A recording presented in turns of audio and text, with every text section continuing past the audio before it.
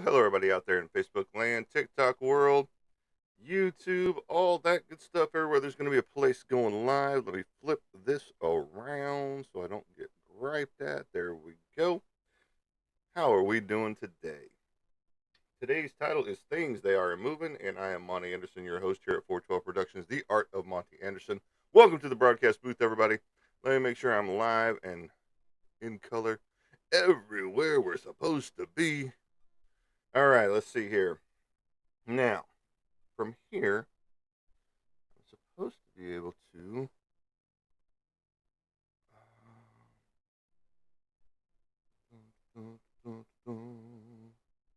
Real time performance. Okay. Right there. I'm still not. Let me show you here. Right there. Let me see. Right there. Let me see if I can find Mr. Whoops.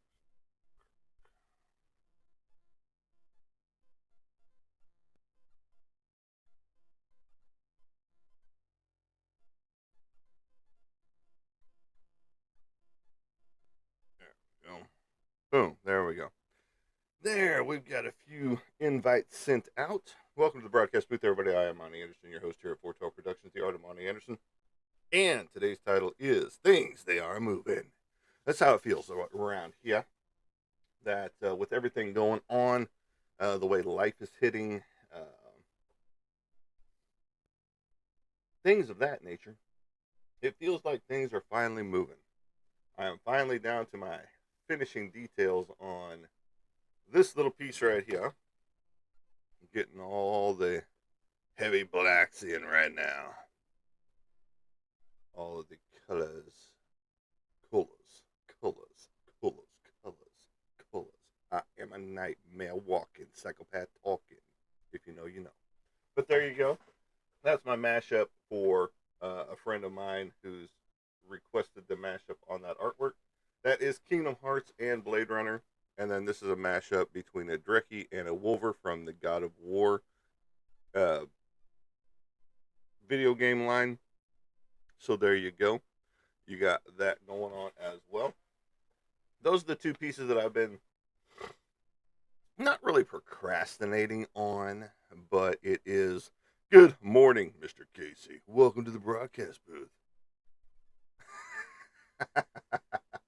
Well, that's not who I was supposed to be sounding like, but I'm pretty sure that was Ice Cube, or Ice T, Ice T, not Ice Cube, Ice T. Sang the theme song to Colors back in the day with Sean Penn and all that good stuff. It was a great movie, great soundtrack. I loved that soundtrack. Um,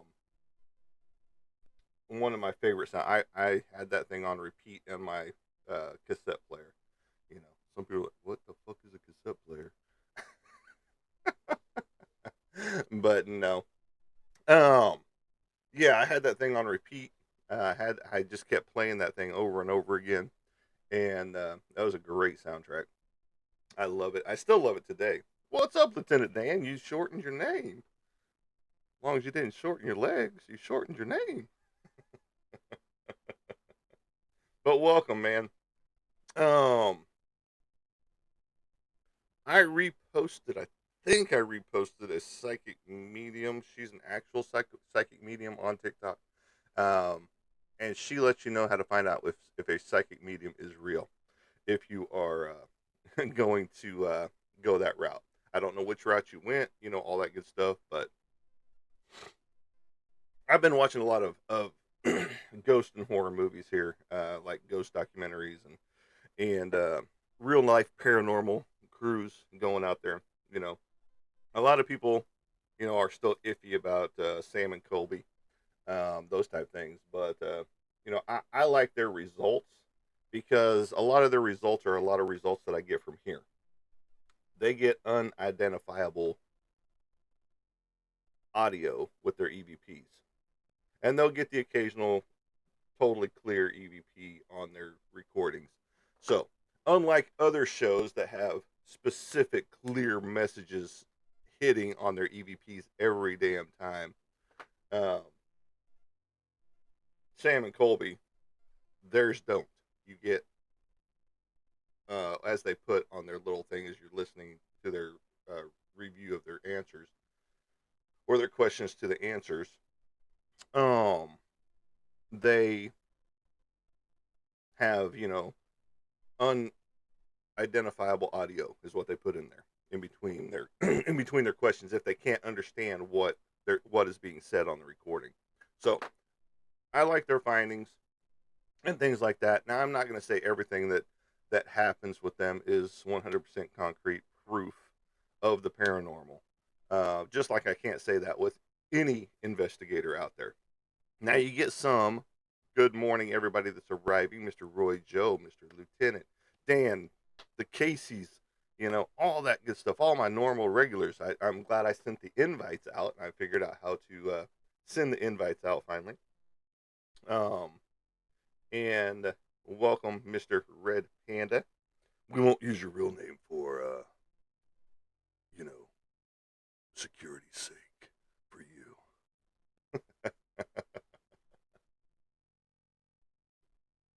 I'll probably be using a lot more voices around here because I am getting ready to do another voice acting gig for a um, another Power Rangers segment, and it's all that good stuff. I do have the script in hand, and yes, this dude. If you don't like it, you can take a hike off my page. But we're going to be talking about horror movies, paranormal, all that good stuff. I'm going to show you some new crystals as well. This is a nice little shelf cluster right there. It's very difficult to see sometimes in here, especially with the cameras and things like that. But, this is a very cool little piece. It's got points all over this thing. This was dug out of a boulder, literally. So, there you go. Right there, right there. That's just one. We got some really cool ones, like this one right here.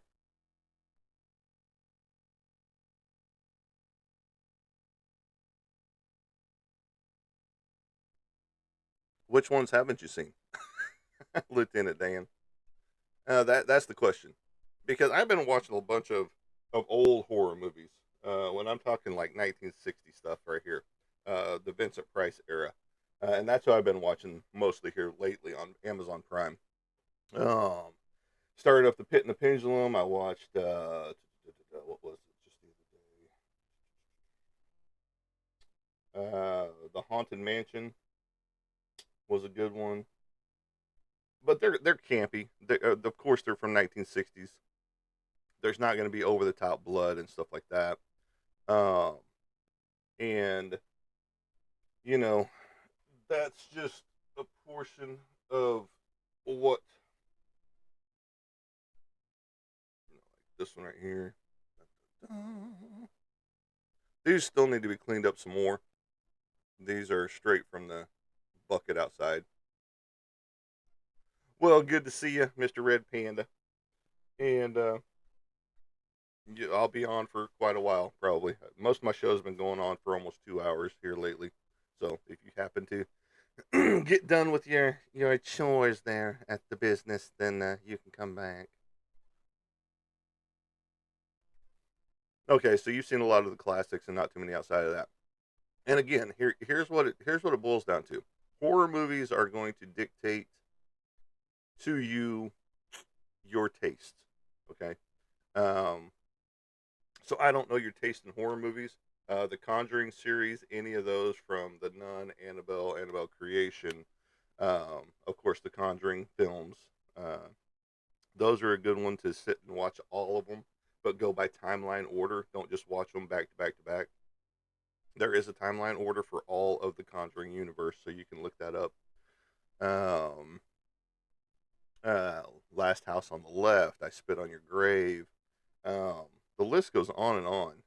Friday the 13th, the originals, those are good. A Nightmare on Elm Street, if you haven't seen any of those, watch the first three. I'm going to say anything after that, just like anything after the first three of any of the continuing series, except for potentially Halloween, Roy's favorite, um, are the best ones to watch. Now, Halloween is a different animal in and of itself. It doesn't get too campy after number three, Season of the Witch, but anything after that, it's kind of still iffy and slow, you know? Yes. And even the new Last House on the Left is pretty good. Have you seen 13 Ghosts? Because if you haven't seen 13 Ghosts, I would recommend 13 Ghosts. That one's a good one, too. Um, but there's just so many good ones out there that are good. It's just hard to pinpoint a exact one that you might want to watch.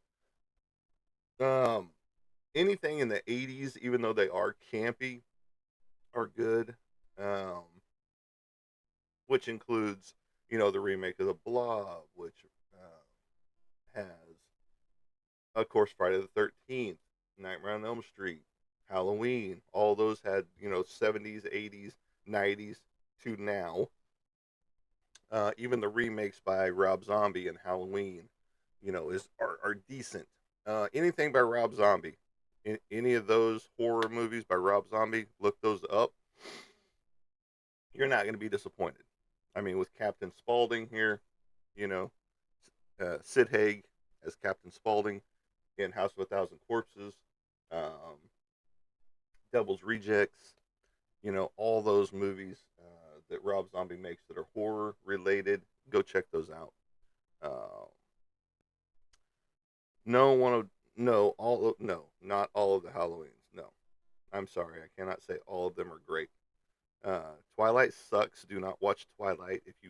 If you take his advice on Twilight, you're gonna have to unfriend me. I'm sorry. Twilight was the worst vampire movies ever made. The books ever written should not have been written, and she's writing another one, and it should be done and out in book form already. Uh, makes me want to throw up just a little bit. Wrong turns are good. You There's actually some earlier wrong turns than that. I just watched a. It was basically like I spit on your grave, but it was I spit on your tombstone. It was a pretty campy fan film. It was decent. I'm not gonna say it was horrible, but it's not really a horror movie. It's more of a thriller, uh, revenge movie. Just like the I Spit on Your Graves are all revenge movies, but they have a lot of good horror in them. Things that you wish you could do upon people sometimes, but you can't legally. Um, but no, it's they're good movies. This I Spit on Your Graves and Wrong Turns. Hills Have Eyes. The original Hills Have Eyes. Great movie. I can't recommend the remake that they did in I think it was the late '90s, early 2000s, somewhere in that range. I didn't care for that one. It was just as far as that goes, because the original you can't. Sometimes you just can't touch the originals when it comes to the movies. But then they try to revamp them and reimagine them. Uh, that's where they fell flat on their face with the Crow reimagining. Uh, had they just changed the names, it would have made a lot of people happier. Had they not used Eric and Shelley as the main characters and just given them two separate names, it would have been a standalone movie. It would have been a decent movie, but it ruined the whole movie just because they used Eric Draven and Shelley in there. I unfortunately watched those movies when I was a kid. Yeah, those aren't kid worthy movies. Wrong Turns or I Spit on Your Grave. Uh, yeah, I'm sorry you were scarred for life by those movies. Because yeah, those are something you want to watch now. Um, Now you are 21 is what we that's what we talked about the last time. So yeah, they're movies you want to watch now, and not something you wanted to have seen as a kid. Uh, well, I'm sure it did. So hopefully in a what not to do way, especially how to treat women.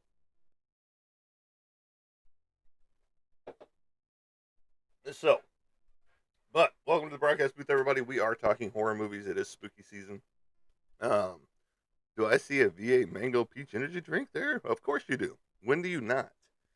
If I've run out of these, I go to something else. But I still have these in my fridge right now. Because once those go, I have a refresher in here. I won't be drinking it out of this, but it's a Tropicana refresher. It is the strawberry peach right there. Dun, dun, dun. Don't mind the alcohol in there. We don't drink that on air. All right. Hey, what's up, Passing Ways? It's been a while. It's going great. We're talking horror movies here. We're talking about things moving out the door. Like I said, this is getting closer to completion. Finally, I feel like I've gotten somewhere with it as I'm putting in all the heavy inks. I've got a little bit more detail to put into Decker's um, duster here, and then into Sora up here, and then a little bit more detail into the replicate that he's fighting right here. And there you go. And then this one's ready for color. I just got to get on it, get on the color. This way I can move on to some other things. I got a lot of things building up, uh, backing up as well. And as you see, I'm in a different Joker shirt, not the typical Joker shirt that I have been wearing on the show or my 412 productions right there. This is the typical one I've been wearing. I finally ordered this one up whenever I ordered this one up for somebody else. And I just put in a huge order for Mr. Kirk Holt. And you did hear alcohol. Yes, there's a few alcoholic drinks in my refrigerator back here. It's not like we drink them. They've been in here for over a year and a half and haven't even been touched. What's in that refrigerator? So, my grandma would let us watch all of them type movies. Uh, that's what I remember. Well, here's the thing about that. That is also not what is the word?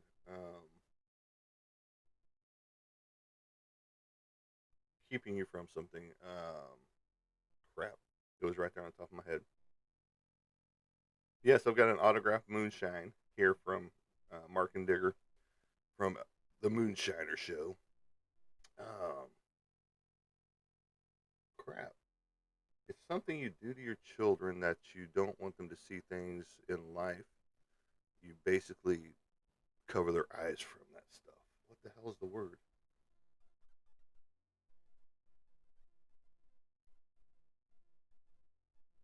Mm-mm-mm. Oh, well, it's protect, but there's another word for it. Um, Not shield, not protect. Uh, Crap. What the freak is the word? Um, it was right there in my head, and then it just went boop. Bye. See ya. Oh, crap. Not guide, not insulate. You guys are coming up with some great words, but they're not the right ones. What is the word? Um,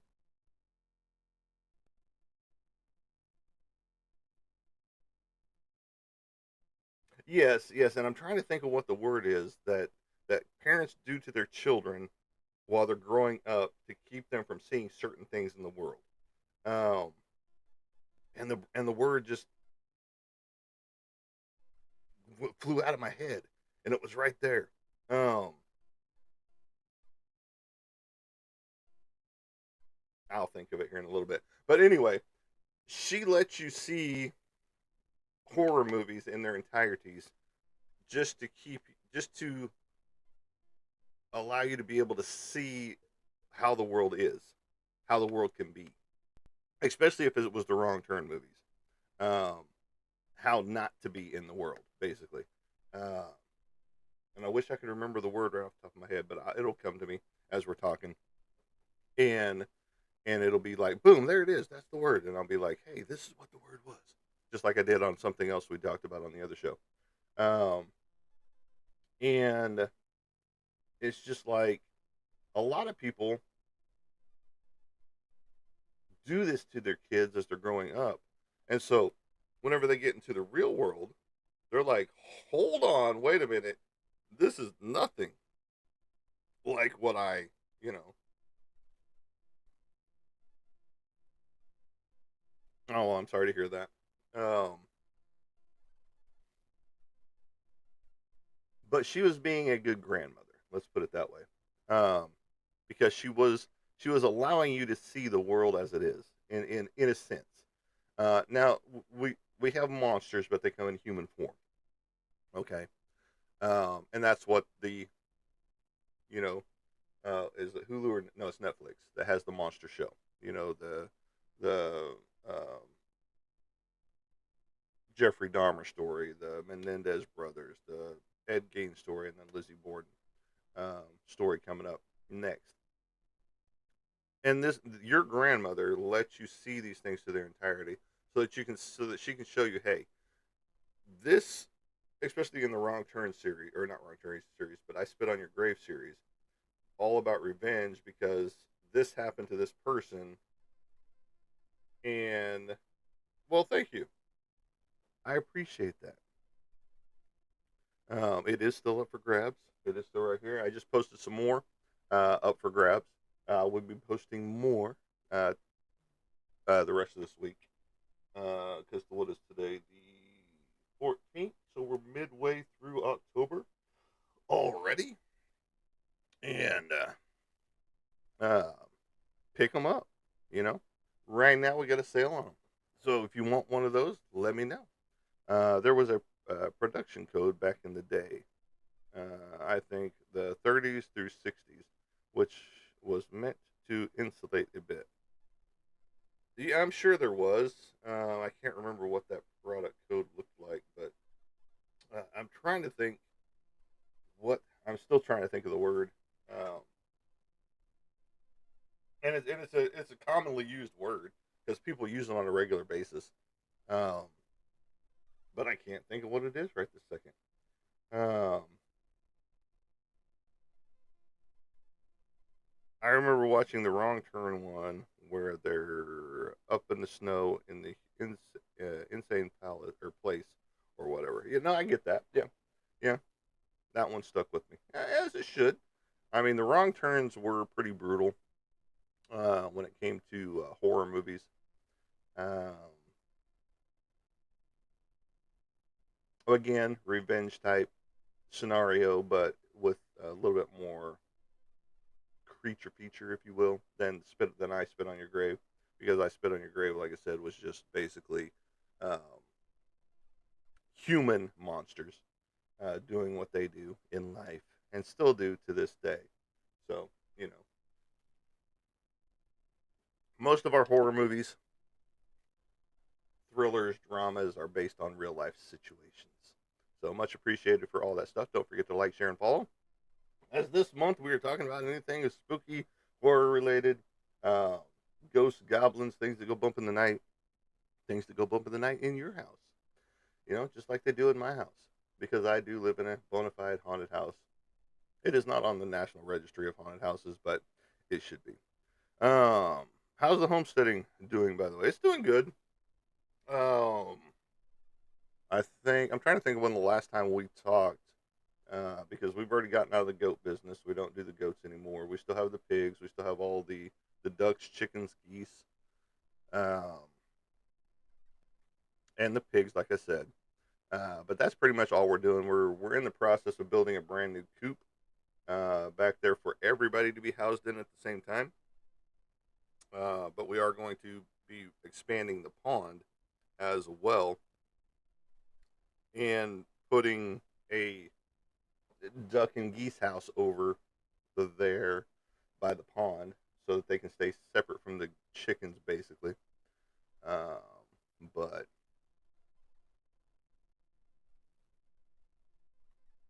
the mist or the fog? No, no more goats. We decided the goats weren't for us, especially whenever the male turned mean after we had to separate the the female with the kids so that he wouldn't trample them or kill the kids. Um, and we had to separate them out, and he just became mean. Yes, the fog and the mist. Yeah, there's two different ones. You've got the fog, and you got the mist. One's a Stephen King movie, and then one is by, well, I can't remember who did the other one right off the top of my head.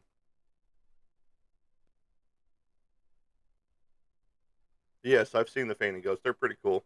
And we actually thought about doing the goats again, and if we did, we're going to do true pygmy goats because they're a lot smaller. Um, yes, that one's the fog, that by Stephen King. Um, I'm trying to think of who did the mist, but the original Stand was pretty good. The made for TV movie, uh, Salem's Lot. There's a lot of good ones out there. From back in the day, and the fog with all the sailors inside of it. If you've never seen it, all of the pirates and things of that nature that go bump in the night and have their chains and their hooks and harpoons. There's your nose. All that good stuff. Yeah, it was sometimes it was a little hard to take. You know, I'm driving into pea soup and I can't see squat, so why am I still driving? Those type of situations. But no, it's all good. Um, but yeah, no, the homestead is doing great. We're getting lots of eggs on a regular basis. I still haven't built my kiosk up here. I'm waiting for this vehicle to move out of my way, get it gone, and go from there. Which I potentially have it sold off as is, non-running car, because a tree branch went through the windshield. I was going to fix it up because it only needed a few things to possibly fix it up and make it run correctly, but when I parked it over there, then a tree branch fell through it during a storm and busted the gear shift on it as well. And it's just like, well, just time to sell it off as is. Um, let's see here. Bum, bum, bum. Roy keeps jumping back and forth. I don't know what he's watching. Probably some weird basketball thing or some women's volleyball with tight shorts or something. I don't know. Vehicle issues, man. I tell you, not fun. No, no. I mean, we've got two running vehicles: my truck and her car, the girlfriend's car. But um, I had a '08 Hyundai Santa Fe that was really great for me. Bought it in '09, and it finally started to go kaput probably about a year and a half ago. And you'd press on the gas and it would just barely move. So I parked it over there, and it's just like, oh yeah, no, I get that. If you want a truck, you might as well chuck up at the price of a house, you know, in today's economy. Um, even though they built the whole thing for a $1,500, and now they're charging 85,000 for a truck. Yeah, it's ridiculous.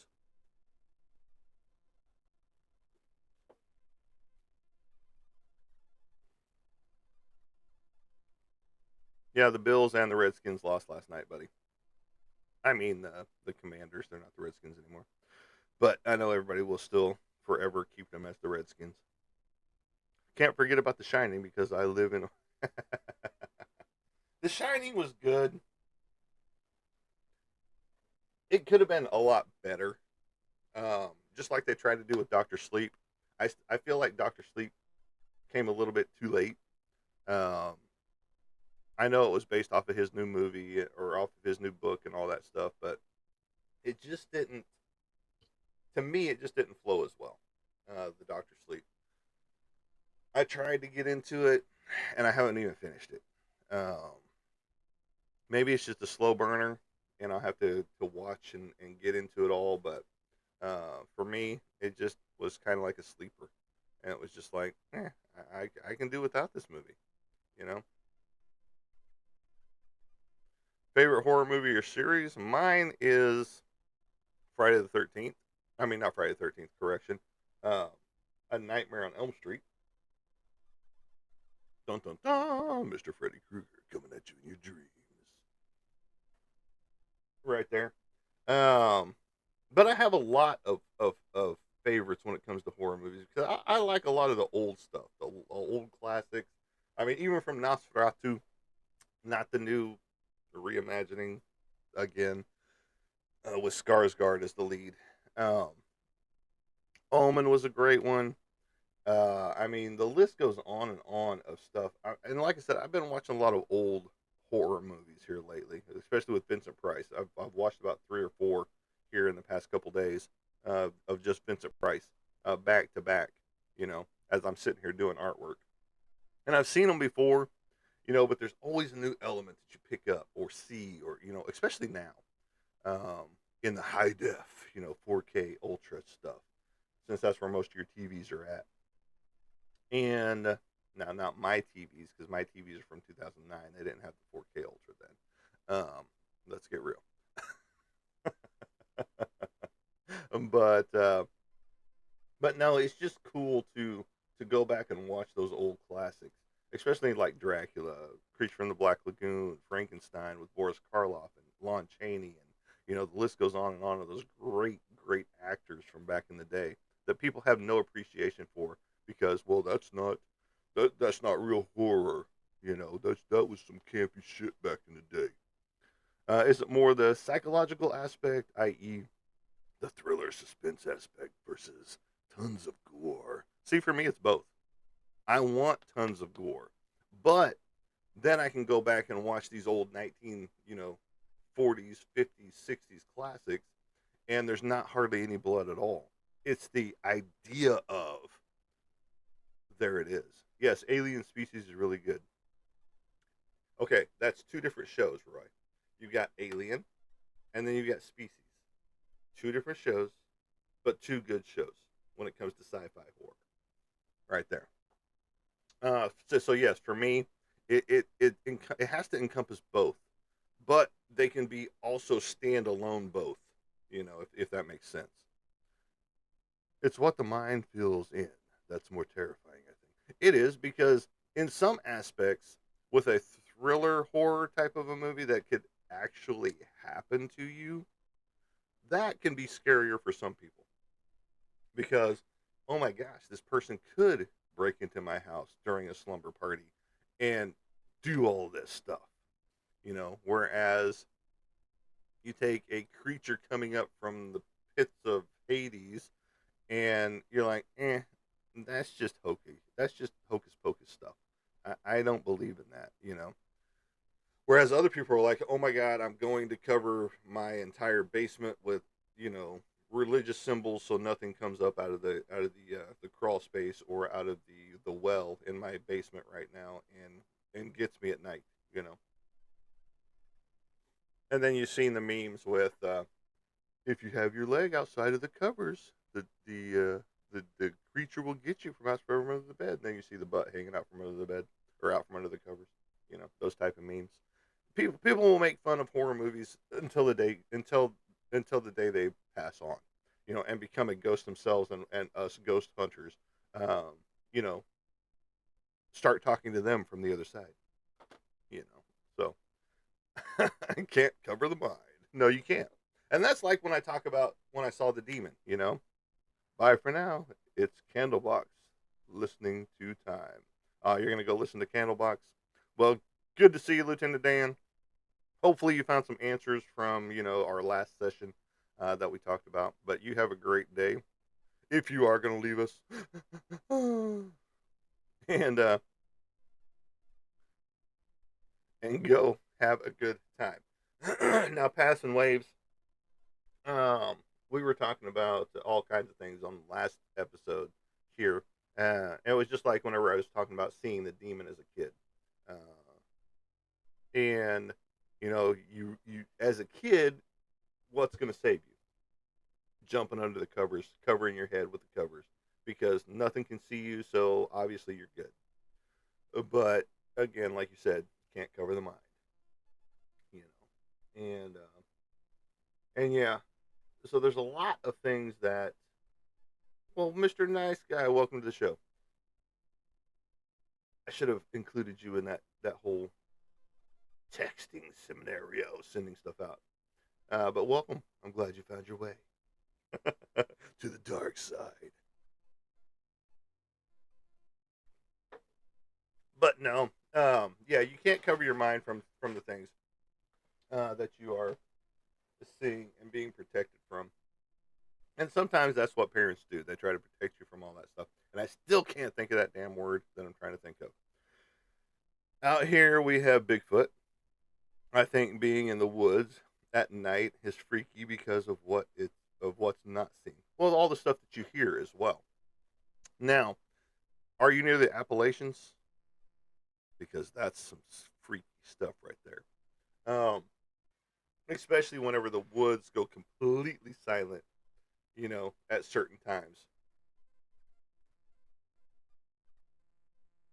I'm working on a lot of spooky shirts. I'm actually getting ready to introduce the Creep from Jeepers Creepers. I've got Art the Clown. I'm going to be putting in probably my Hellraiser shirts as well out there. The David from Lost Boys, those type things. So Pacific Northwest. Okay. So Mr. Nice Guy, I can make any shirts you want of my artwork that I've got currently. As you can see, I'm putting out there videos with my horror artwork right now because it is spooky time. And so those are up for grabs, and most likely shirts will be made out of most of those. Like I said, I've got about 16 or 17 more shirts that I'm about to introduce into our clothing line, into our apparel line, which around this time, it is going to be some hoodies because, it is hoodie season. Hoodie and short season around, yeah. Because it doesn't get that cold here in Arkansas. Let's get real. Unless you're up north, in northwest Arkansas where it does get cooler. I can't say it gets colder. Now, we have had some negative degree temperatures here in Arkansas, but it's not like in other places, like when we were in Indianapolis and it stayed about negative 10 the whole way, uh, frozen vomit on the ground, those type things, and things of that nature. Ever been to PNW? It can be foggy and isolated in parts, spooky. See, that's pretty cool. Um, we get a lot of fog around here, especially right now. When the temperatures are warm during the day and then the nighttime temperatures are a lot cooler, you drive by any of the ponds and lakes and stuff like that, and just fog is rolling off of it. It's pretty cool to see. Now, in a forest or things like that, that's even better. It's like whenever we drove up to Avant Crystal Mining, uh, one of the last times we were there, and we went up in the clouds, literally. So it was like a spooky event because you couldn't see into the woods, and you're driving on this path as you're going up a hill, up a mountain, all that good stuff, and it's cool. And I've seen Bigfoot, so I understand what you're talking about. It's the things you can't see in the woods, but I've seen in the woods. I've actually seen a Bigfoot, um, and I will never forget the sight, of seeing it. You know, yeah, it was very cool. Oh, you're still here. I thought you were going to Betty Bye, Mr. Roy. I thought you were bidding us adieu with Lieutenant Dan. He was going to go listen to Candlebox. I thought you were going to go listen to Candlebox with him, but I'm glad you're still here, Mr. Roy. Um, so yes, and a lot of people, anytime you see something that no one else has ever seen, people think you're nuts, you're cuckoo, all that good stuff. Um, you are far away from the majority of the art world or the production of entertainment. Well, I mean, in Arkansas, we have a lot of entertainment that happens here because they have their own art council here, especially in the Western world. So a lot of Western movies come through here, especially through downtown Van Buren. They block off the streets and throw sand and dirt and tumbleweeds and stuff like that downtown because it still looks a little bit like it did back in the Western time. The 1700s, 1800s, the buildings and things like that. And that way they don't have to do a whole movie set out in the desert somewhere. So there's a lot of westerns filmed here in Arkansas. And I mean, Gina Davis is even here on a regular basis. uh, and in downtown Van Buren on occasion. So it's pretty cool to see. Kevin Costner has been spotted here, at different restaurants and things like that. And so it's kind of cool to see all these celebrities float through town. So Clint Eastwood or the Duke, John Wayne. John Wayne, of course. I mean, because Clint Eastwood, let's get real, he did a lot of spaghetti westerns. John Wayne did a lot of true westerns, if you will. I can't knock Clint Eastwood either because he did a lot of great shows and he's done a lot of great shows here recently. Now, if John Wayne were still alive, would he be doing any of the shows like Clint Eastwood has done? Probably not, if I had to guess. Um, but come on, it's John Wayne all the way around on that note. So, and I'm not a huge Western guy. I don't go out of my way just to watch Westerns. Um, yes, the nod will always go to John Wayne. And there's only a handful of Western movies that I've actually enjoyed watching. 310 to Yuma was good. Uh, the Young Gun series was good. The Hateful Eight was good. Over the top blood and gore, of course, in those, especially the Quentin Tarantino ones. Um, Magnificent Seven, great movie. The original, not so much the remake. Okay, and but you can't go wrong with a decent western. And again, I'm not a western guy. Um, and this is coming from a guy that used to draw, belt buckles for a living for rodeos. You know, how do the big productions find you to do artwork? Oh, okay. Sorry, Roy, that you weren't going to bed with. Not that you were going to bed with. Let me see here. Let me get back to that question. How do the big productions find you to do artwork? Word of mouth. Um, they find me through different from my website. They find me through Google search engine. They find me through other people that I've worked with, like I have one close by, or is this the one? Like this one right here, my first uh, professional comic book cover out there. Uh, People will refer people to this one, and then they'll be like, "Okay, cool, I can work with that." And then they also look at my other works once they get to my website and things like that, and then they want to work with me. It's just like in my acting career. I've done two movies under my belt that one I had a speaking role in, and both of them I was bam, bam, bam. Yes, Mr. Casey. And one I had a speaking role, and the other one you just see a body shot of me, basically. Um, well, I appreciate it. Do you do go to comic conventions? LA has a big one. I remember. Yes, I do go to comic book conventions, and this year I haven't gone to any because this is my rebuild year, and I'm still rebuilding. I haven't got everything I want to even start going to comic book conventions in 2026, but hopefully soon. I'm getting a lot of things taken care of and wrapped up, and hopefully I can start getting more product in soon so I can make my debut in 2026 at some point in time or another. Um, but yes, this is the very first Joker painting that I ever did, and it sold pretty quick uh, to Mr. Kirk Holt, actually, hanging in one of his offices, and and he bought it up pretty quick, and I actually hand delivered it to him on the way to a comic book convention. So,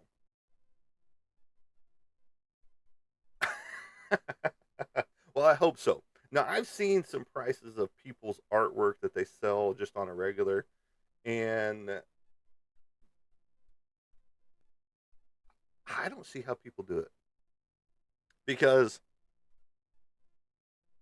and I'm not knocking any artist that wants to price their stuff out of the ballpark. Mine are relatively good prices. Like, let's take this massive little piece right here, 18 by 24-inch Dexter. It's an $800 piece right here.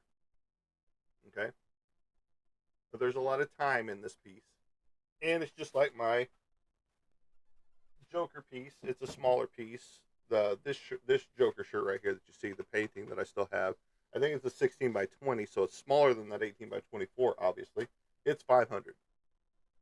Now I've seen people sell a 16 by 20 for $1,500. Or that 18 by 24 for close to 2,500. So my prices are relatively good. Now when it comes to my paper product like this, you're looking at 150, on this. And that's a lot of detail right there. And if you're in the military, you get a discount. You know, military to military, you get a discount. So, a lot of people don't do discounts anymore, you know. And it's just like, no, if you're military, I'm giving back. And that's how I sold 5 pieces to one guy, in 2024 at the Nerds Assemble Con for the Teenage Mutant Ninja Turtle show that I went to. He bought 5 original pieces, which was my best show ever. You know, I can sell an original here and there, but mainly it's a commission at the table. Uh, you're coming. I want to do a commission of this character, and okay, go walk the show or sit here and watch me draw it. Whatever you want to do, and I go there. You go. Got a jet bit. Good catching up. Take care and my best to ya. Well, to you too, sir. Have a good day. But yeah, um, but yeah, anytime you go to any of those bigger shows, you want to price accordingly as well. But my prices usually stay the same across the board, Mr. Nice Guy. I don't upcharge just because I'm going to a bigger city. And I see that happen a lot. I see a lot of people that will upcharge their stuff by at least $200 to $300 more than what it was at the last show in a different town. Because you gotta think a lot of us see the same people, comic book convention to comic book convention to comic book convention. Um, well, I'm glad you're still here, Mr. Roy Joe Bradley Jr. So yeah, Mr. Nice Guy. I keep mine pretty much relatively the same. 11 by 15s are 250 on the paper side. 9 by 12s are the 150 price. But I see people sell their just plain pencil drawings that look like total dog trash. Again, I'm not knocking any artist for selling their artwork, but if you go to some people's websites and look at just their pencil artwork that they're selling for $400, and then you see the finished product that the colorist made look fantastic, you would be like, "What?"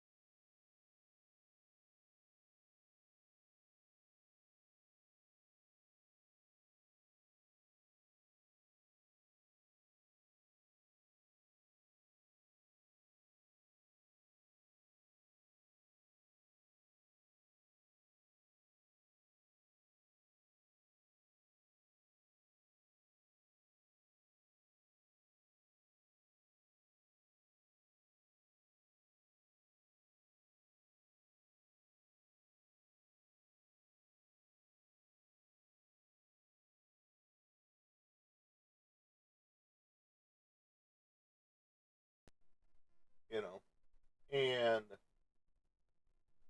it can stand alone by itself. It doesn't need color. It could have went straight black and white. But the colorist on some people's stuff knock it out of the ballpark for them because if they didn't, that piece wouldn't have sold.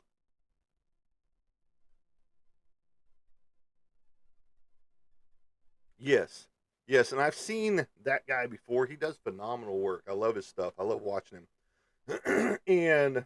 And I apologize for not responding to all of your messages there. But I do see them. I do watch them. And and I've seen that guy before. He does great stuff. He'll take old pictures from flea markets or Goodwill or whatever, and get the pictures and then remake them into something else, like a lot of Star Wars pictures that he makes out of them. And he does really awesome because like if there's a blaster that's hitting a corner or something like that, he'll actually take out a portion of the frame and add, he'll glue it back on the frame like it's getting blown apart, in that section, or he'll burn a section, or those type things. He does an awesome job, and I've thought about doing stuff like that as well, but mine is going to come into the realm of, well, I'm starting to get these creepy, spooky dolls, you know, that may or may not go on investigations with me, because like this one that's sitting next to me has no eyeballs, but it does have a music box, you know. And hey, if you're near us, make the music box go off, and she's gonna be all creepy and stuff, like a living dead girl, you know. Thanks, Mr. Rob Zombie. And your at the time girlfriend, Sherry Moon, but now his wife. That's made that song famous, and those type things. And I've got another one in there that we just got that was of a Renaissance, kid, and I'm gonna paint it up to be like a vampire, because it's already got the suit, the black velvet, crushed suit, and that was odd. I got a ghost in the system. I just heard a noise come through my headphones that shouldn't have come through my headphones. So see, I get bumps and spooks in the night too. So those type things. And but welcome to the broadcast booth, everybody. We are talking spooky season type stuff. We are talking paranormal. We're talking horror movies. We're talking all kinds of different things right now, from my artwork to the artwork of other people. Um, and don't forget to like, share, and follow. And I will follow you back. And don't forget to go up there and hit my other social medias on. Boom, right up here. If that is where it is for you, I don't know if that is where it is or not for where my profile is. But once you go to my website has my social medias from Facebook to Instagram to YouTube to right here as well. And on my YouTube channel, I also feature Antarctic Press reviews, honest reviews of their product and titles. And so, we go from there with all of that. So the broadcasts that are getting recorded right now end up on YouTube, as well as my other broadcast channels on Facebook, my business page on Facebook, my personal page, and of course, you are getting them here. You'll get the clips and things like that as well. So don't forget to like, share, and follow with all of that goody good stuff. And, you know, lots of horror up for sale. Lots of horror still to come when it comes down to it. I even have a naughty vampirella and a naughty um,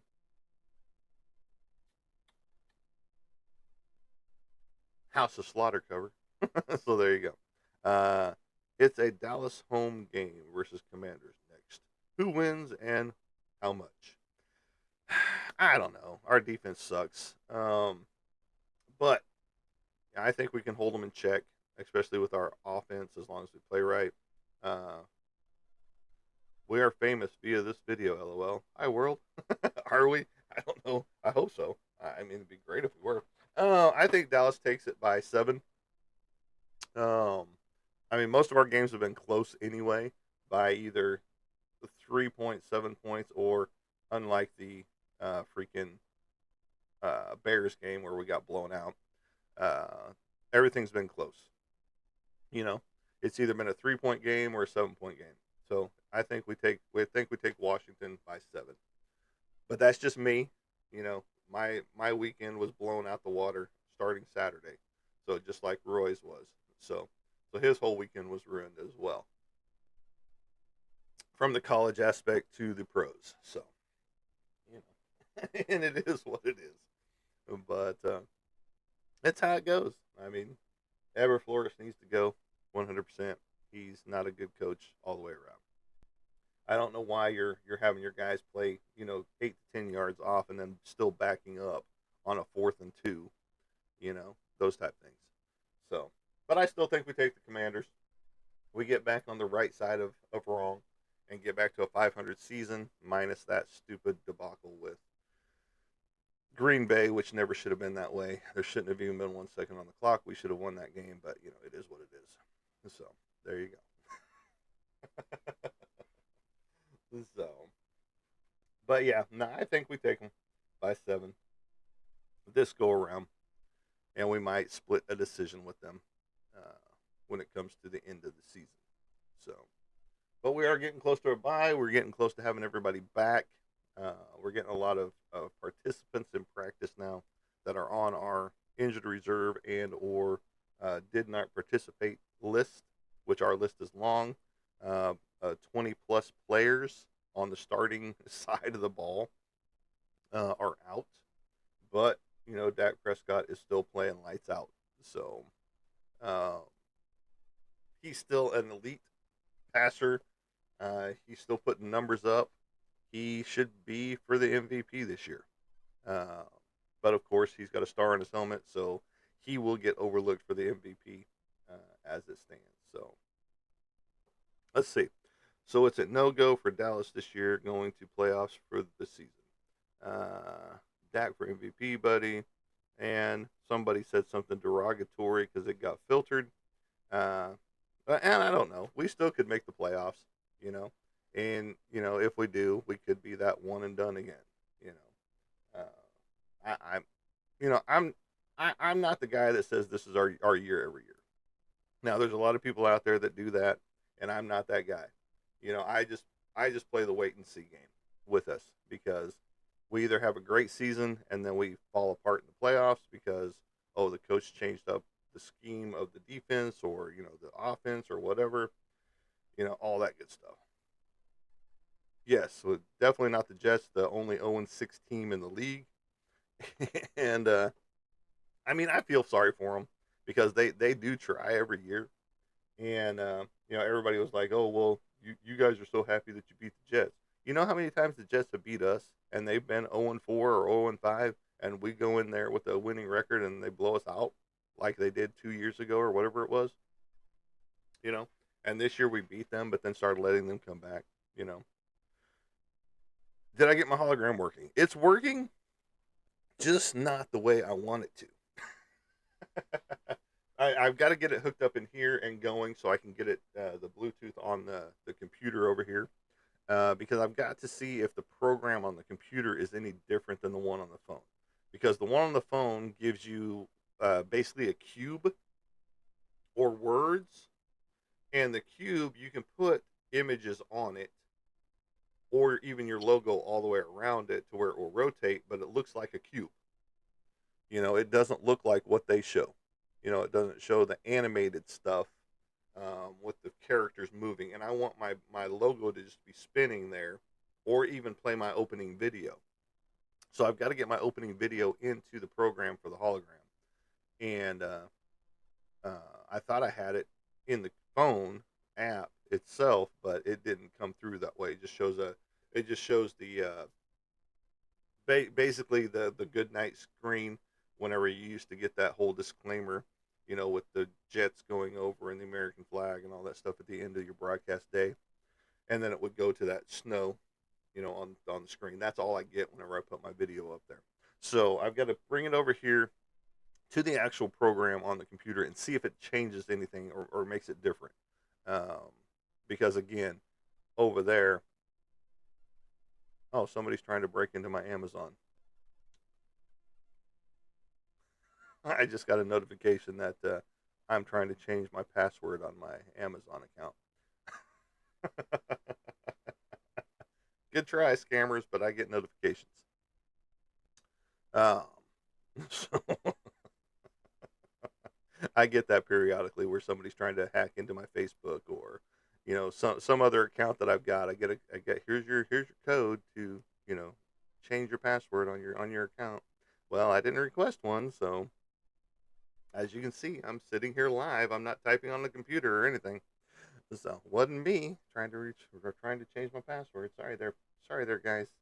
You're just gonna have to wait on that one, even though it's up and running, folks. So, gotta love people out there, man. The hackers of the world.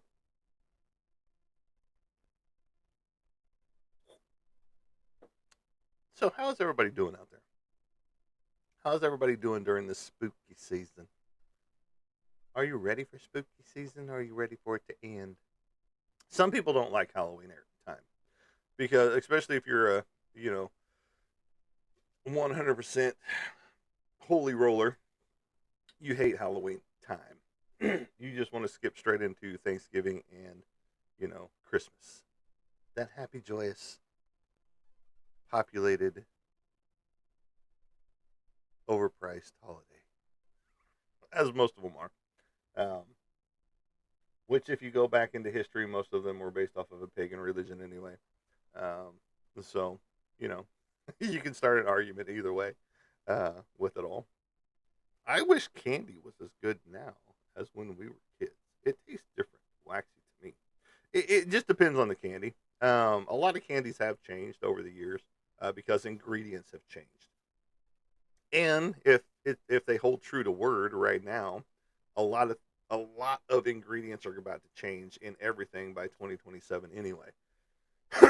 So some companies have already started rolling out the new implementations or whatever it is, um, to take out certain chemicals in your foods. So everything's going to start tasting different anyway.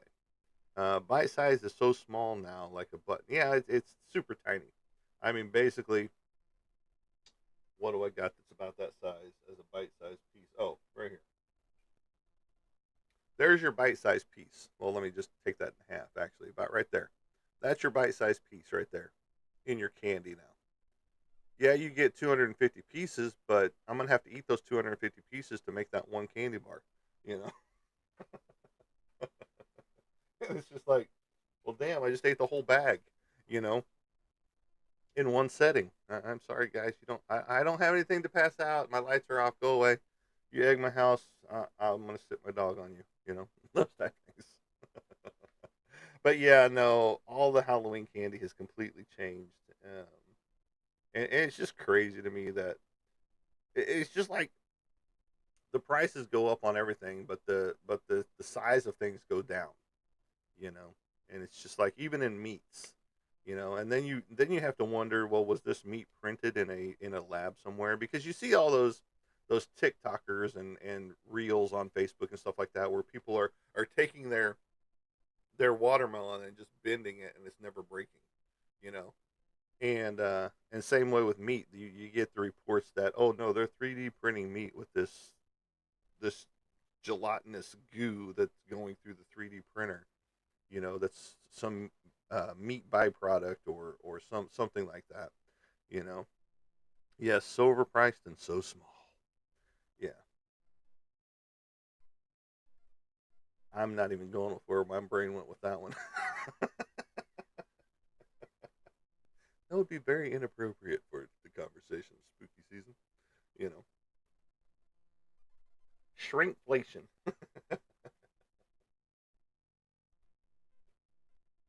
But yeah, no, it's how it goes in today's society though. Everything's going up but wages, as they say. And it's sad because you do get those moms that truly need, or the single dads, that need that help, but but everything's going down, and everything's staying the same size or smaller, but yet everything as far as finances is going up, up, up, you know, except for wages, minimum wages, which should be at the $24, a price range right about now, with the economy the way it is, you know, instead of, 12 $12 an hour at some places and $17 an hour at some, excuse me, at some other places. But no, the minimum wage should be sitting at about 20 something dollars an hour, you know. And we're never going to see that in our time frame for the most part. I mean, it would be nice for some people out there to get that, uh, you know, but it is what it is. And I don't know all the ins and outs, and I will never claim to know all the ins and outs of it all. And that's why we avoid, politics and religion around here. Because once you start talking about those, people start losing their damn minds when it comes to those subjects. And that's why we stick to the spooky stuff, the artwork, all of that good stuff. And speaking of, I feel like artists will have to compete with people that know how to work AI. Oh, 100%. And it's a sad state of affairs because everybody wants to use AI now. Look at all your TikTok videos. Look at all your reels. Look at all your different pictures that are popping up on Facebook or Instagram or whatever. Um, and everybody's using the AI stuff left and right, especially right now during the spooky season with all of the, the ghost face in the background, Freddy Krueger, all that stuff in the background, and changing their how they look because AI makes me look so much better. So do all these filters, you know, and you know, it's just like even shucks money. I thought we were gonna get into politics, buddy. No, you go right ahead. You can go on somebody else's page and talk politics all you want. But everybody's using the AI, and now everything has AI attached to it. Your phone, your computer, uh, even your programs that help you while you sleep, as they say. Where it will answer people for you through Chat GPT or um, yes, it is. But the thing is, it's stealing the artwork of us hand drawn people and making it its own. Case in point, a professional comic book artist who paints his own stuff, draws his own stuff, um, had hit one of his images of Vampirella turned into AI artwork by someone out there claiming it to be their own, you know. And he was like, well, even though he's already in the industry, he works for Marvel and DC. He's like, well, I guess I finally made it because he showed the pieces side by side, you know. And his was 1,000 times better than the AI version. But this guy over here was claiming that he did this all original himself, which was a bunch of bullshit, you know. And we get that a lot in the industry. And it's just like Todd McFarlane. I don't know if he actually hired the guy or not, but he did the next Spawn cover artist, and the guy that actually won the contest was an AI artist, and everybody called him out on it. And the guy was like, "You're just jealous that I won and you didn't because of my artwork is better." No, your artwork was done by something else. Was done by a program. You know. Yes. Right. Like hand blown, composed music versus AI music. Um, but there will always be an argument with AI, especially for people that wish they were artists and now they have the opportunity to become an artist because well all I got to do is typey type and boom there it is, and I spent 15 minutes on what I wanted as opposed to the guy that's still over there working on the piece of artwork, you know. Exactly. And they're doing that in all aspects. That's why they're putting more and more robotics in certain areas, like manufacturing fields. They're incorporating more and more robotics into the grocery stores. They're taking away cashiers because of self checkout lines. All different aspects of life are starting to become robotic or automatized by AI or something else. And pretty soon these broadcasts from people right here will be AI, you know, and it's a sad state of affairs, but people want it, and I don't understand it, you know, and that's what I love about some comic book conventions is that if they find out that you have anything on your table that was AI generated, they're kicking you out. 100% no refund, you're gone. And they will have a sign on your desk, on your table where you used to be, that said, this person used AI generated artwork. He's no longer available at this venue. And I love that, you know, because that does hurt us as an art creator, as an artist, as an illustrator, you know, that we're pouring our blood, sweat, and tears into stuff like this.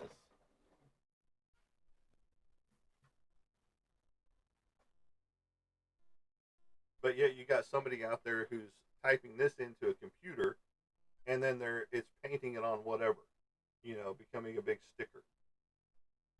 And I'm not opposed to technology, you know. I enjoy technology just like the next person. But when it comes to AI, you can keep that shit. I have no place for it in my life. I don't even have it turned on my phone. You know, whenever it suggests an AI suggestion, I keep scrolling. You know, and and I don't have it turned on my computers. And yes, I need to get some updated newer computers, which will definitely have AI incorporated through them. And like I said, I can see the aspect of AI. If it can pick up cancer, you know, before it even gets to the size of a marble, you know, something this big, you know, if it's smaller than that and they can pick it up in a test, awesome. If it's going to help you connect with your audience better through it sending out messages for you, or you know, on the business aspect, but not doing the work for you 100%. Like if I were just to start using AI completely, you're going to tell a difference in my artwork, you know. Plus it could end up with 6 or 8 fingers instead of just the normal 5 on one hand, you know. And um that was one of the biggest problems with AI right off the bat when artwork started coming out left and right. You could completely, and you can still tell what's AI artwork. Um, if you are on TikTok or if you're on Facebook, you can tell what is an AI based person or not. Um, but then you get the people who are like, well, no, she's totally real, or he's totally real, or you know, whatever. And it's just like, no, they're not. Just look at how they move. Look at the skin tone. Look at, you know, this, that, and the other. You know, and that's, I saw something about somebody created an AI. Um, yes, pretty much, Roy. Someone talked about, you know, they created a complete fake profile on OF based off of AI, female, and and now they're rolling in the dough. You know, but people don't care if it's AI generated. They just want what they want. You know. When we have to click a bus, for example, on multiple choices, is raining AI to recognize such? Well, yeah, yeah. I mean, pretty soon, and I'm seeing it happen more and more in different parts of the world and in businesses that require this, where they're putting the chip in the hand, or you know, some kind of different thing in your body where you can just go up and put this and all, and your access granted to your workplace. You know, isn't that becoming like the mark of the beast? More horror for you right there, huh? So, um, no AI. I mean, there's some good qualities to AI. I can't say it's all bad, you know. But when it comes to us artists that are exactly that are sitting here putting blood, sweat, and tears into each piece that we do, you know, and then for somebody to come in and tippity tap, tippity top into a program exactly what they're wanting, and it creates that piece of artwork within 10 minutes by drawing from other people's artwork out there and creating a piece of artwork that was typed into a computer program or an app program on your phone. It hurts us, the ones that are sitting here dying because, oh well, we're still 2 months in on these pieces and we're still not done yet. But now this person, just typed in the exact same thing, and 5 minutes goes by, and boom, they've got their piece done, and they're sending it off to their client. You know, all our world is changing in ways we don't like and or want, just like AI. Yeah, no, and it's true. I mean, a lot of us would like to see the world as simple as it used to be. We didn't have to worry about this type of shit back in the day. Um, and it's just like, why does so many people want this in their lives? Oh, they don't want to take the responsibility for doing things the right way. They want to be able to blame somebody else. Well, I technically didn't do that, but no, they just don't want to take responsibility. It's just like those that never see their kids, even though they've got them. You know, it's like, well, I've got a nanny, I've got a babysitter, I've got this while I'm off doing this or in my office or this, that, or the other. And you never see your kids. A lot of people are happy with that fact. Um, me, it sucked for me to be away from my kids at any length of time, especially when I went into the military. You know, and yes, they were older and they understood, but my youngest daughter was still, in that youngin's age of about 7, 8, in that range, and maybe a little bit less than that, 3 or 4, somewhere in that range. So she didn't quite understand, but she still got to see me on a regular basis. But I wanted to be there for every moment of their lives. And I know I wasn't, just because military obligations, working obligations. Yes, we had a babysitter, but we also had the wife that stayed home on occasion, you know. So even though she was working too. So, but that was back in the 90s and early 2000s. And now you got people that just want to sit at home and not even want to see their kids while they're sitting at home, you know, and that's for those of you that have kids, and not everybody has kids, and not everybody likes kids. I mean, it's a fair point. Kids are messy, kids are gross, uh, poopy time, vomit, getting sick, all that stuff. I don't want to deal with that. You know, it's part of life if you're a parent. So, but welcome to the broadcast booth, everybody. We're talking about AI and how bad it is for us artists. We are talking about spooky season 2 when it comes to. Uh, I almost had that word that I've been trying to think of this whole time. Damn it! Why can I not think of that word? I'm trying to think of it still. Um, Bum, bum, bum. Thank you for the likes. We're up to 37.9, which helps out our little bitty broadcast here. Um, well, like I said, during throughout the week, I usually get anywhere between 3 to 4,000 people watch the video whenever they find it. So, even though we don't have very many viewers here, by the time I get off of here, I'll probably have close to 500 views, already. And not everybody sticks around for the length of time that the people that are watching right now, um, and some that aren't saying anything in the background. So, which is understandable. I get it, and I appreciate you guys being here, watching the broadcast booth and channel. I am Monty Anderson, your host here at 412 Productions, the art of Monty Anderson. And yes, I am an artist, not an AI artist, an actual hand drawn, hand inking, hand painting, all that good stuff artist. And we have an issue with the whole AI movement when it comes to artwork. So, um, But again, a lot of people love it. A lot of people will enjoy it for whatever reason.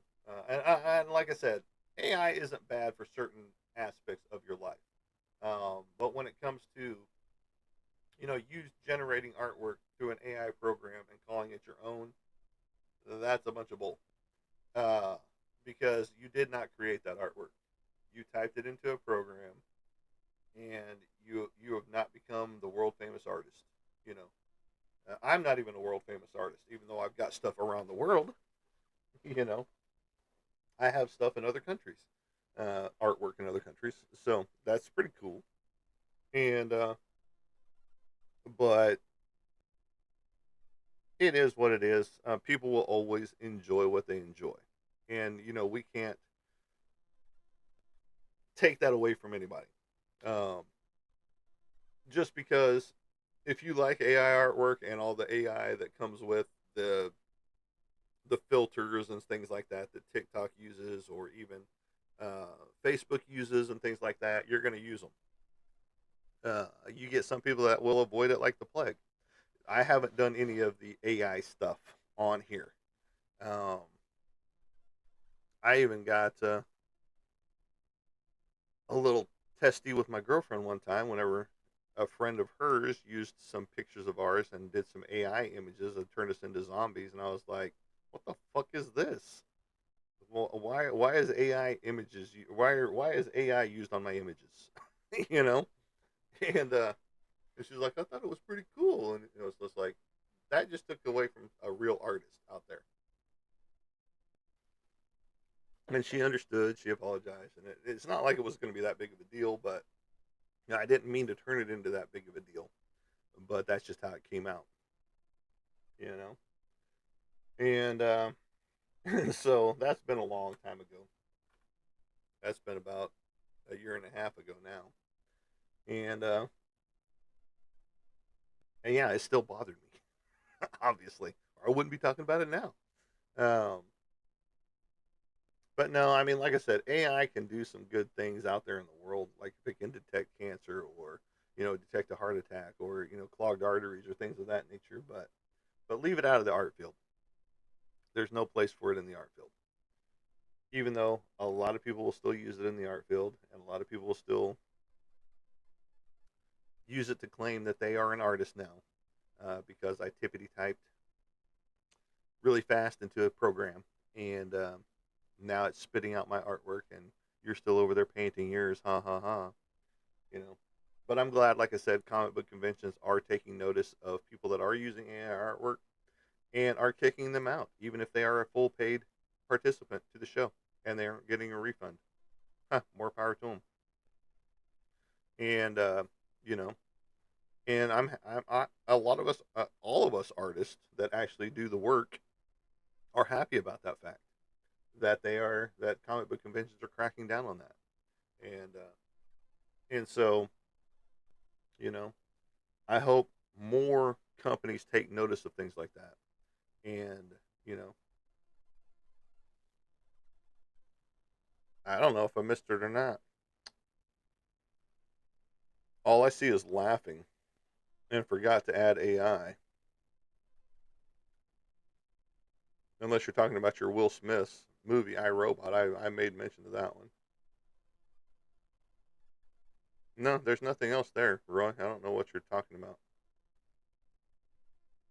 So, like I said, the AI about the Will Smith up there, where you said this AI makes me think of Will Smith's movie I Robot, which I made mention of, which I agreed. But that's the only comments I see. It didn't go through then, obviously not. So I don't know what you were typing or trying to put in there, but all I saw was laughter right there before you said forgot to add AI, and then read comment. I think you missed it. So obviously something didn't come through that you were putting through. Well, it doesn't even show me a filtered comment there. No, there is no filtered comment in there either. So you might want to retype what you were saying if you can remember. Sorry, I gotta hang now right there. Um, but no. If you have any topics you would like to talk about, you can hit us up for the next broadcast show. We're not done just yet. It wasn't nothing bad. It wasn't nothing bad, Mr. Dan. Oh no, Mr. Bill. So yeah, no, I mean, and obviously it wasn't because nothing came through and nothing was filtered at this point in time. Now earlier there was a filtered comment. I don't know who said what derogatory or whatever they said, but it got filtered back in the day, just a little while ago. And let's see here. But yeah, no, you just need to retype what you put and go from there. That way we can read it right. Uh, so there you go. But I will be adding some more uh, content. The price of eggs in China would be a fragile subject for sure. Yeah, I mean the price of eggs in a lot of places. Oh, I did see a girl on TikTok though. I think her thing is American in Germany or German in America or something like that. I don't remember what her deal is, but she was over in Germany showing us convenience store prices, and she was going through and just pointing out the prices of things. It's just like holy smokes, why aren't our prices like these? She was showing toothpaste that was like 85 cents there, but in reality, American dollars, it was like $1.10. You know, but yet our toothpaste is like anywhere between $2 and $10 for a tube of toothpaste. And then she was showing body washes and all kinds of different things that were next to nothing prices if we were to go over there. And it's just like holy crap, why are American prices so jacked up? You know, and yeah, it's different brands than what we have here, obviously, but you know, uh, it's just like wow, to live in another country, except for Alaska, which isn't another country. I know this. I know that's still part of the U.S. Um, because in Alaska the prices are jacked up because of them having to fly it in or slow boat to China over, to Alaska. Um, and so you're not always getting all the up to date stuff, even in the big cities like Anchorage or some of these other places over there. But in the outer banks areas where you have your general store and things like that, the prices are like $5 to $10 more than what you would buy them here in just the regular stateside, the lower 48 as they call it, and it's just like why can't we get back to prices like they used to be? Well, yeah, it's just like medications are cheaper in other countries than here in the U.S. So, you know, it it just makes no sense, that how the world has just become a greedy population. You know, if I could just live off grid somewhere and not have to worry about all this other stuff. If all of my electricity was coming from solar, if all my electricity was coming from wind power, if all of my water was coming out of a well with a pump, if all of my food was coming off the land from my vegetables to fruits to the animals that I ate, you know, where I'm self sustaining out there somewhere, which is what I'm envisioning for this homestead, you know, is that's where this homestead is going to be at one point in time, its own self sufficient little piece of property with no electrical ties, with no city water ties, nothing to tie me to the outside world. That is the ultimate goal, you know. But it takes time, it takes a lot of money. Because just like, you know, well, I mean, that's already paid for and he's already got it piped, you know. You would have to wear a lot of hoodies, buddy. It gets cold down in the back caves. But Um, Self sufficiency is where a lot of us want to be. And like I said, I was going to do solar here at the house, but then it was like taking out another mortgage for the house because they're like, nah, we're on the low end. You're looking at $40,000. On the low end, no, I'm not.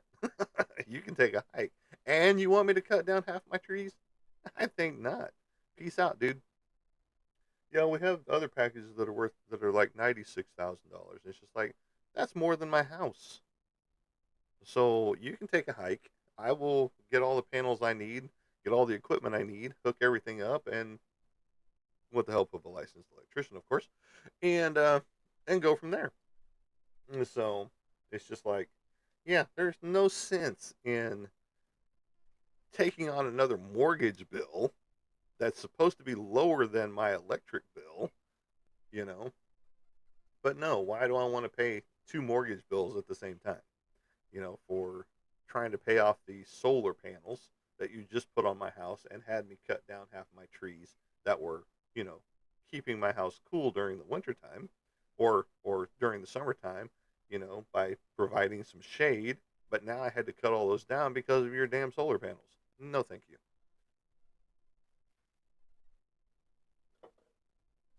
And so there's that. But no, it is what it is, and I will get to where I want to be. Looking at some wind turbines. I'm looking at some solar panels. You know, I've got a 1,600 square foot house, and you know, I think it is 16 solar panels that I need total. And if I had two wind turbines back in the back, on the property line, we'd be set. For all the electricity that we need, and that's what we're looking at. So, but all the equipment just costs money. All the panels cost money. I mean, yeah, you can find some out there that are relatively good priced, but for the most part, panels aren't cheap. So, and I get that. But we'll get there. We'll get where we want to be. Completely debt free is our society. Unfortunately, I wasn't one of those people that was born with a silver spoon in their mouths, or have, the right equipment for OF. Um, I mean, I do in certain aspects, but, you know, we won't go there. Sometimes there's something just went between you and the camera. It was cloudy and bright. I get that all the time. Am I the only one that saw it? I get that a lot. Just like the other day, I was talking about there was a white mist that went. I was separated from this mic right here, and something went behind me, and you could see it. It was a white mist that went behind me. So, I can go back and look at that section of video because we are 1 hour and 32 minutes in. So, investigation time. So, around the 1 hour and 31 to 32-minute mark. But that's the cool thing, whenever things like that happen, whenever people take notice that I didn't see because I was looking away.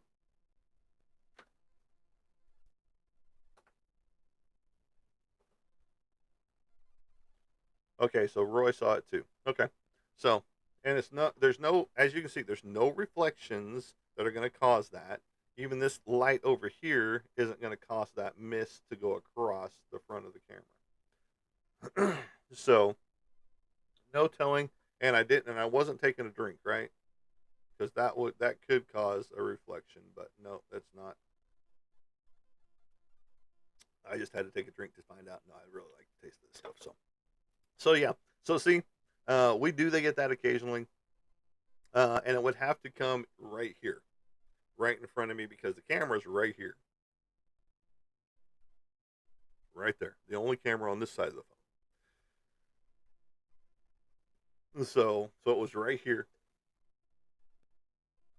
Okay, I'll definitely go check that out, uh, and see what happened. Find out. We had a ghostly visitor, which again, that's not the first time we've had a ghostly visitor happen in my office. Um, like I said, when I was talking about the spirit box, or the not the spirit box, the laminate box from um, Hellraiser, and I was talking about it and sitting back in my chair and talking about the aspects of it, stuff like that. We had that orb come into my hat, and a lot of paranormal investigators that I showed it to were pretty excited about it. Um, you know, yes, yes, between here and there, yeah, like between here and here, or between here and here,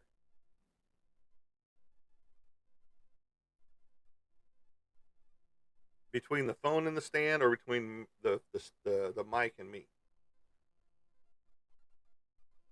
Okay, okay, okay. I'll find it because it's at that 131 to 132 mark, so I'll be able to find it. And welcome to the broadcast booth, everybody. We just had a ghostly experience of a white mist that just went across right here, in here somewhere. It was fast. It was super fast. It was like John Cena. Can't see me. Between the mic and me. Okay, cool. I will find it. I will see it, and I will save that recording because you know what? While we're at it, let's just do this. As you can see, this is recording now, and it went to the right, so this direction, or your right, that direction, this direction. So if there's anybody in here with us right now, just speaking to this red light right there, we did see, or some people I did not see, but some other people on the broadcast booth saw the white mist go by. So please, if you are in this room and you are wanting to say something, speaking to this red light on this black recorder sitting on this desk, this art desk right here, and let us know.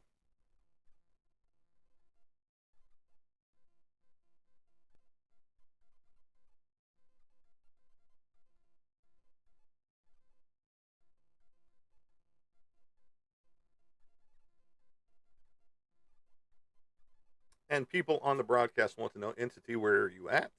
Mr. Nice Guy is back with us. We just saw a white mist float between me and the camera right in here. And so we have an EVP session going on right this moment. As you can see, this is recording right there. Boom, boom, boom. Right there. Boom, boom. Let me get it to where they can see it up there. Right there. We're a minute and 20 seconds in. And we are asking anything in the room. Casey wants to know, why did you appear?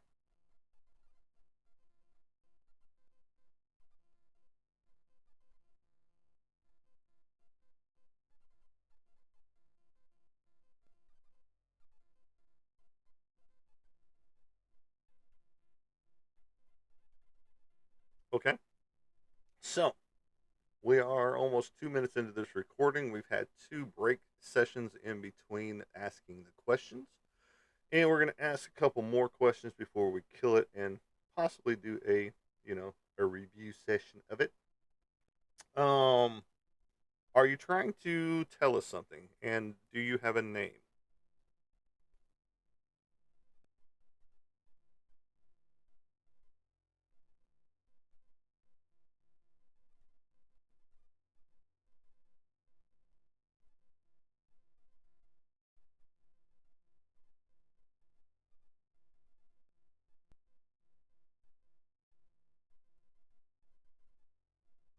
Okay, we've adequately given you time to answer those questions right there.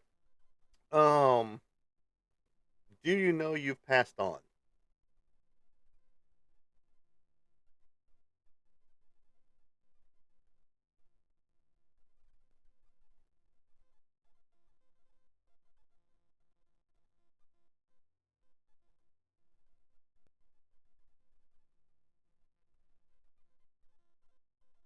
Do you enjoy being around everybody that's here? We're doing the EVP session. Those of you that are just joining on, we had a white mist go between me and the camera that was seen by two different people. We're going to go back and review video after we get off the live. And we're doing an EVP session right now. We are 3 minutes and 25 seconds into this EVP session right now. And we've asked several questions. We might do the review session here to see if there's anything in between the questions that have been asked. and if there's anything talking over me as well, which I've seen happen on many different paranormal ghost hunt adventures. Not just people on TV, but people that have their own TikTok paranormal investigations and reels and things like that on Facebook. If the entity is strong enough and is getting enough energy, which it should because there's nothing but electricity in this room, and we conduct electricity ourselves, it has enough energy to be able to talk to us in some form, fashion, or another. And if you hear something coming through this mic, let me know that as well whenever I'm not speaking. Just because this is an air buffer around this microphone right here, so you shouldn't be able to hear any voices or anything like that outside of me talking into the microphone. One more question. What question do you guys have? I mean, I know you guys have already asked some questions. Why did you appear? Do you have a name? And if it's all I hear is the scratching sound of your shirt. Okay. So I need to put this somewhere else to see if that makes a difference. Do it up here like I see a lot of people do. Can you still hear me right there with that right there? And does that make a difference where it doesn't scratch around on my shirt?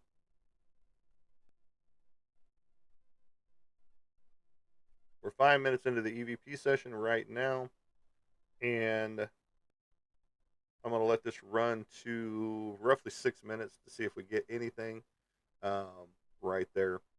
And once we hit that 6 minute mark, we'll kill it and go back. Okay, so a lot better than roughing up against my shirt. Okay, cool.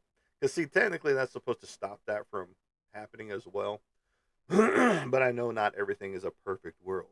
So it'll be on my hat from now on, or it'll be on my lapel if I'm not wearing a hat, which is very rare anymore. Not that I'm going bald or anything. It's just that I like wearing hats, especially when I wake up in the morning and haven't jumped in the shower because I took a shower the night before. You know.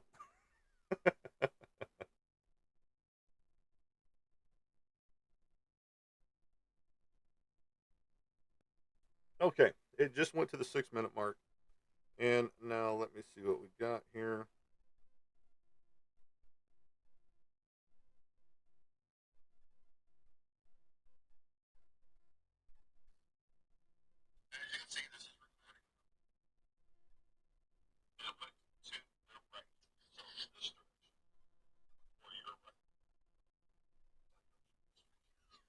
I'm going to remove my headphones.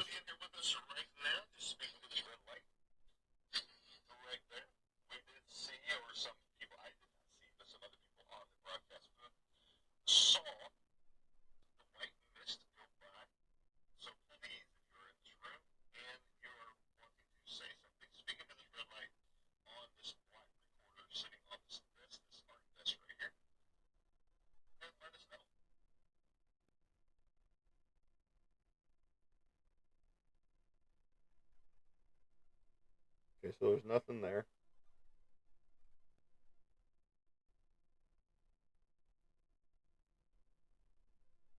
Next question is about to happen.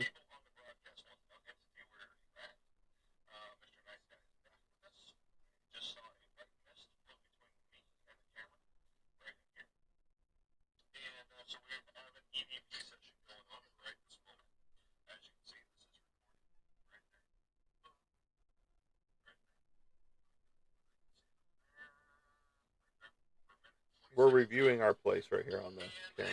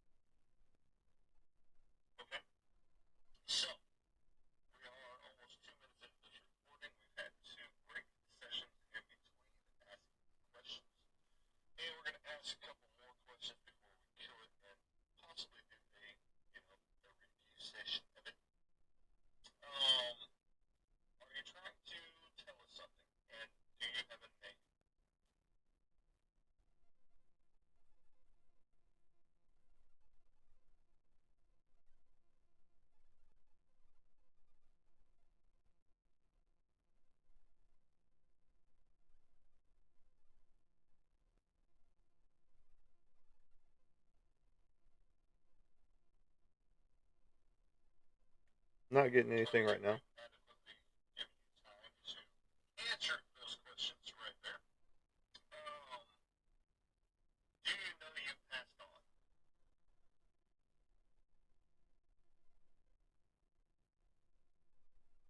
Interesting, Casey.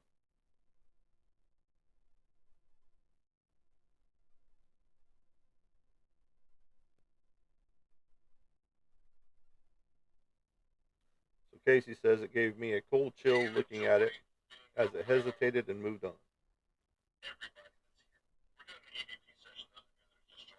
We're reviewing the EVP session. We're 3 minutes in of a 6 minute session. But yes, once this is over with, I am going to go back and review video at that 1 minute and 32 second mark.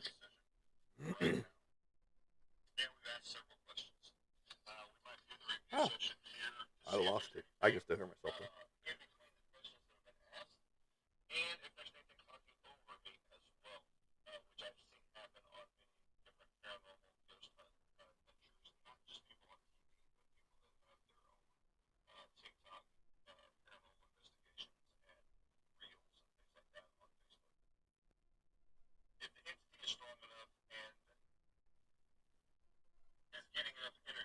Got about 2 minutes left of this.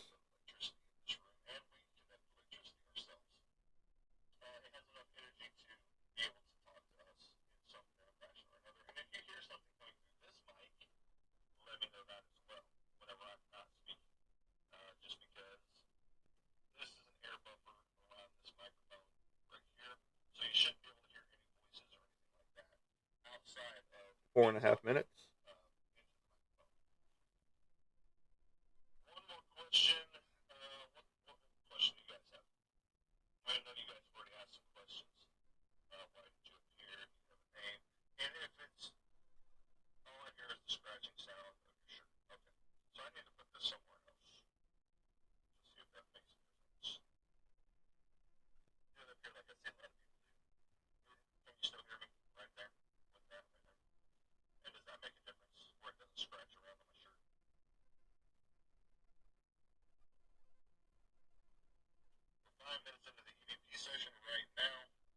Yes, we are.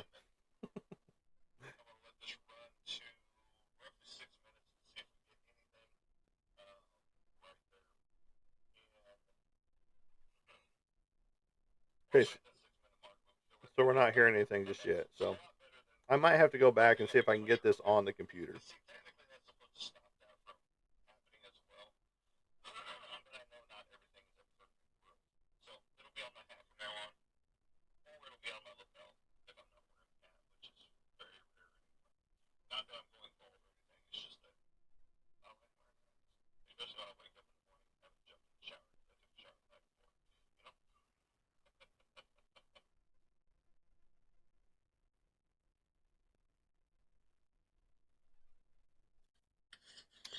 Okay, so we didn't grab anything right there, or that I heard anyway.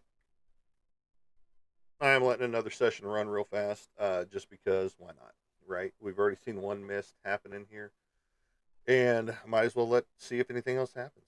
And it is cool. I mean, that you guys actually caught that, and I didn't because I was looking away doing something else, whatever I was doing, and I didn't see that, and I didn't even see anything here. Like whenever I was talking about that uh, laminate box, the puzzle box from Hellraiser, and I actually saw it happen live because I saw the orb come and go whoop, and I was wearing the Yum hat, so it's a black with a red logo across the middle, which is a fishing hat, and so the contrast went from the dark side over here, and then it came up and just went whoop right there. You could just see it as the direction that it was going. Came off camera and then just floated right into the hat and just stopped right there at the brim of the hat and where my head and the brim of the hat meet. So, you know, and it's cool that things get captured like that in a live setting where you guys can actually see it and be like, okay, you're not full of shit.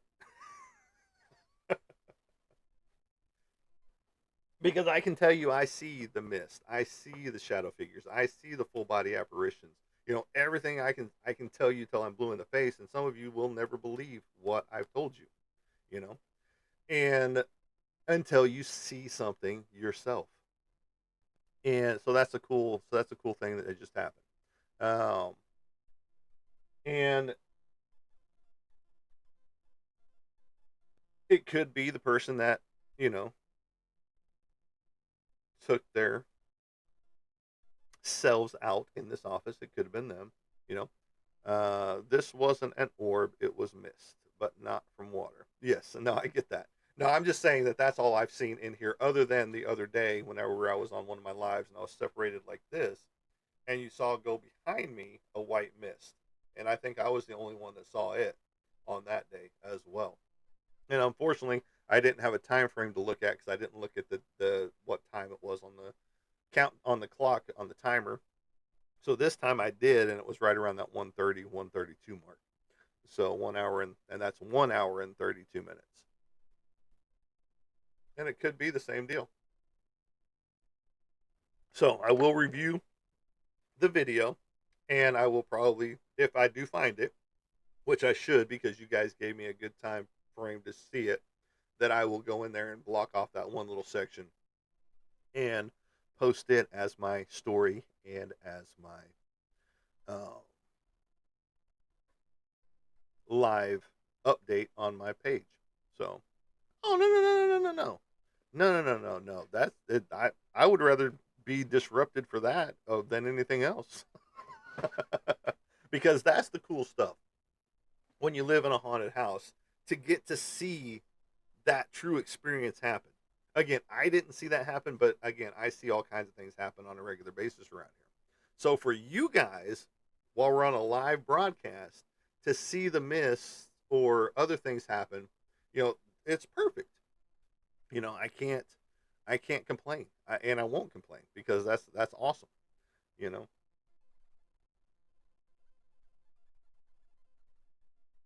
I'm just being quiet between sessions here because I do have a recording going right now as well.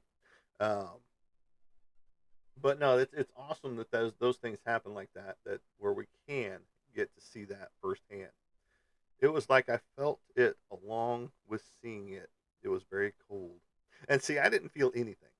Um, I have the air conditioner on here anyway, and it's 67 degrees outside, so it's cool outside anyway. It's cool in here, um, and so I didn't feel a cold spot. Let's put it that way. I didn't feel a warm spot either. No, I'm good. So, um, but yeah, no, it's very awesome when those things manifest themselves, you know. And it's a sheltered life, and we might have said sheltered a long time ago, but it was a sheltered life that I was trying to think of earlier, where parents shelter their children from all the stuff that's going on in the world, and when the children get out into the world, that shelter filter just fell off, and they're like, I never saw any of this stuff. I'm scared. I'm going back inside, you know. And that's where you get anxiety and depression and things like that because they were sheltered, from the world, you know. I continue to see you, but yes, it was there. So it was the spiritual ghostly mist that goes through and covers, but you can still see through it. So those are the cool ones. Those are the awesome ones. I like stuff like that. And you know, I am going to, since it is getting closer to spooky season, Halloween and all that stuff, and I'm going to do an EVP session in every room of my house, just to see what I capture. Uh, because why not? It'll be pretty cool. So I think it will be anyway. It might not be interesting to you, especially if I don't capture anything. And I'll probably do that. I won't do it on a live show, but we will do it. Do a session in each room of the house. Probably do it at least 6 to 10 minutes per session, just to see what I capture, because I've captured most of my EVPs, like I said, in this room, and I do the same thing. I ask the questions, and then I be quiet, and then I be quiet, and then I become quiet so that the spirits can. answer the questions. Um, and I've caught, inaudible voices on my recordings that you can tell something is speaking in there, but you can't make out what they're saying 100%. So even going through, enhancing it through audio programs and things like that, you still can't make out what they're saying. So, but one of these days I'll capture a really good EVP from this house, and you know, and I'm kind of hoping that we do it on a live show. Whenever you guys see something like you did when you saw that white mist go between us and the camera, between me and the camera, and that I missed because I was looking somewhere else. Have heard the rebel yell, like as in Billy Idol. In the midnight hour, she cried mo, mo, mo.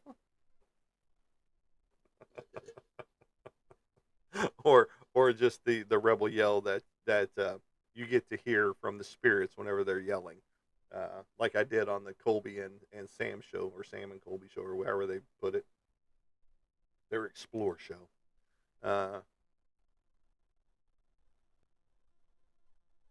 the Confederates. I got you. I got you. See, that would be cool to hear. I'm not in it. I mean, I am in an area that does have those battle cries and things like that, but they're on the other side of town. I mean, way on the other side of town. As far as I know, nothing happened in this area where I'm living to get anything like that from Confederates or the other side. Uh, but there is the potential, to get that, uh, because I could do a whole session over there at the historical site where it is at, and possibly get something there. But I'm not 100% sure on that note either, because you're not always guaranteed to capture inaudible sounds. So, but yeah, that would be cool. I've heard it in different recordings and things like that from other paranormal groups and things like that. But me personally, I have not captured that. So,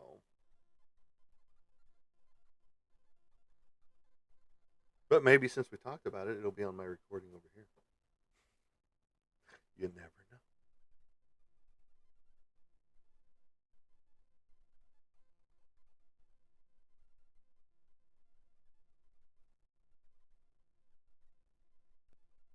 I'm just looking because I'm just seeing if anything out of the ordinary is moving around. Everything is still in its place, including my coin up there. No pictures are awkward, except that one. I got to tape it back. And that's slipped over the time.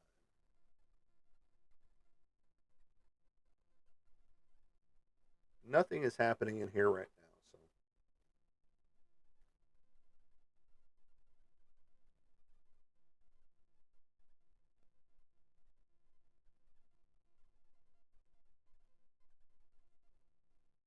So, boom, boom, boom.